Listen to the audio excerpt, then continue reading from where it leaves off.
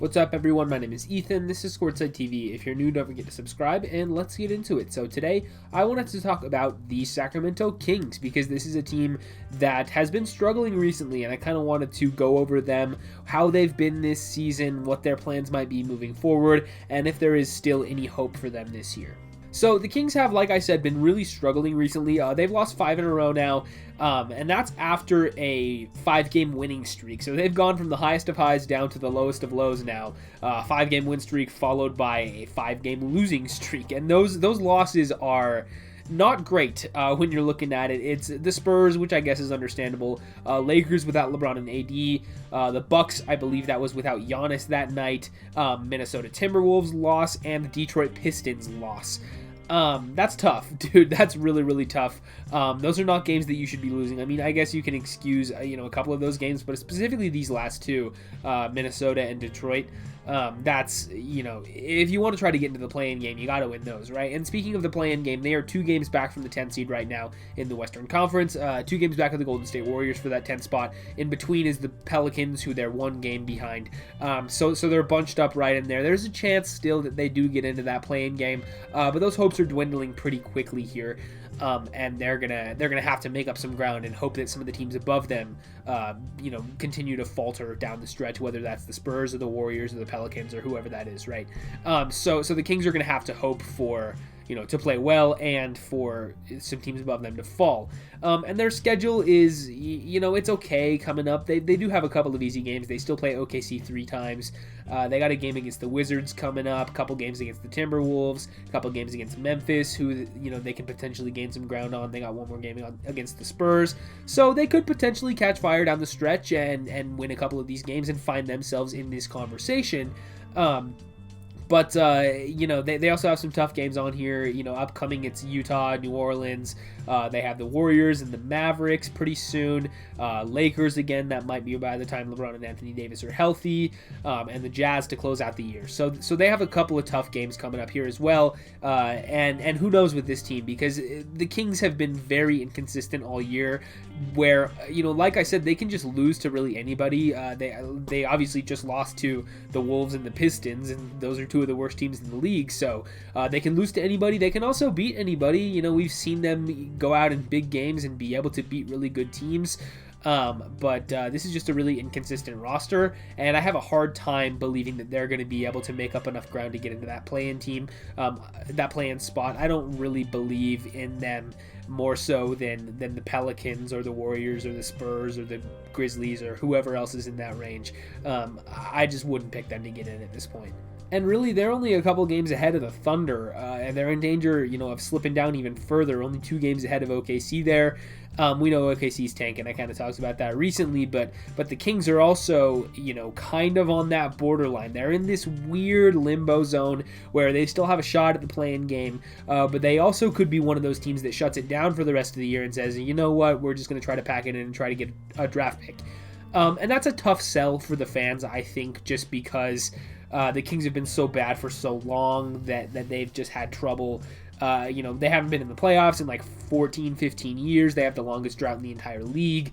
And so, any time that a team like that decides to tank for the rest of the season, it's going to be met with resistance from people, because really this team has kind of sort of been tanking for 15 years. And that makes sense, right? But, on the other side of the coin, it's like, well, how much are we really going to gain by trying to get into the playoffs? Would you rather have this super high lottery pick in a good draft class because, you've got 4 or 5 guys in this year's draft that could really be franchise changers for you.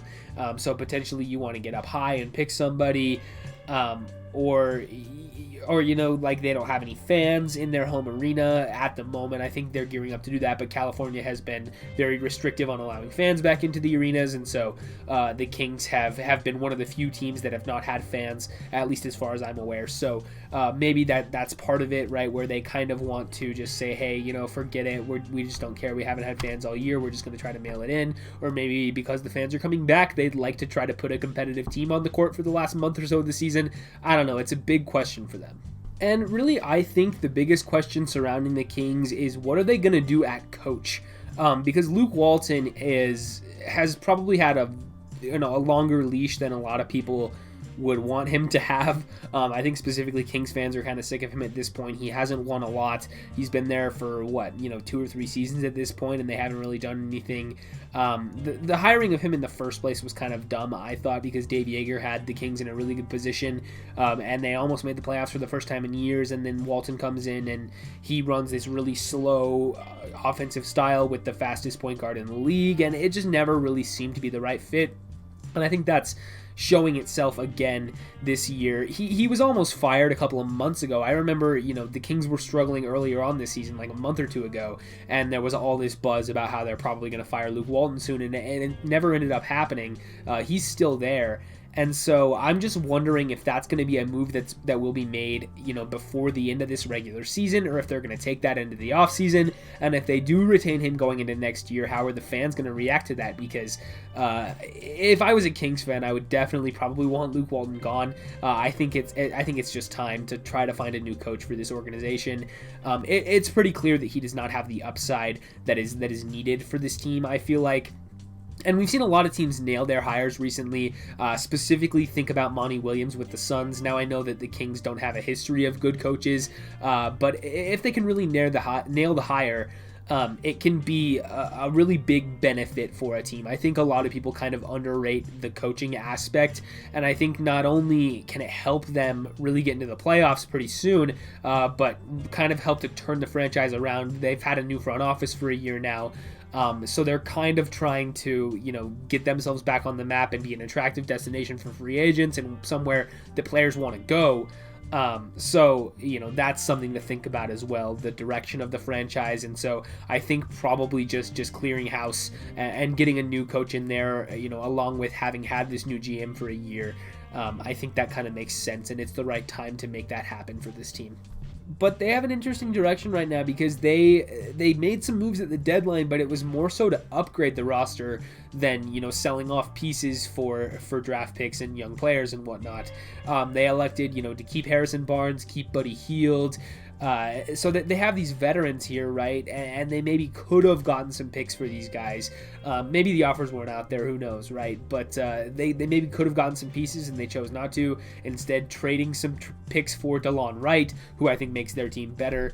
But again, what's really the point of that given the situation that the team is in? So, they're just in this weird spot where they elected to be buyers rather than sellers, and it hasn't really worked out so far since the deadline. And so, they kind of missed their chance to really try to tank the rest of the season, because they still do have good NBA talent on the roster.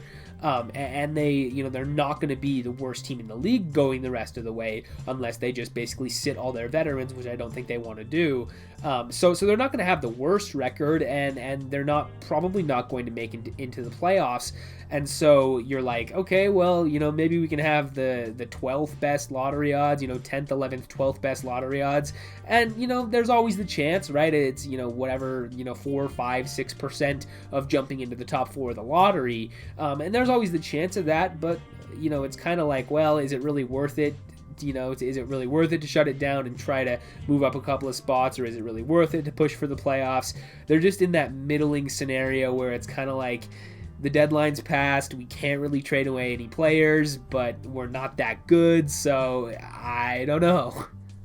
This just feels like the same Kings season that we've seen over and over again for the past 3 or 4 years, where, they went through that period a while ago where they were one of the worst teams in the league, but the past 2 or 3 seasons, they've been relatively competitive, finding themselves on the outside looking into the playoffs, barely missing it every single year. They just haven't been quite good enough to make the cut in the Western Conference, and it's unfortunate because, this is a franchise that, like I said, has been out of it for so long. But, it's just this weird scenario where they're right in the middle. They probably won't get a super good draft pick, so they'll get to add somebody else this offseason. And unless they make some major changes to this roster, they're probably going to be in a similar position next year. And that's, not the most exciting prospect if you're a Kings fan. But yeah, I think that's about all I have on the Sacramento Kings. Like I said at the top of the video, if you're new, don't forget to subscribe, leave a like, ring the bell if you want to, leave a comment letting me know what you guys think about the Kings, where should their direction be, and what do you think about their season so far. Would love to hear your thoughts down below. But yeah, with all that said, see you guys in the next one.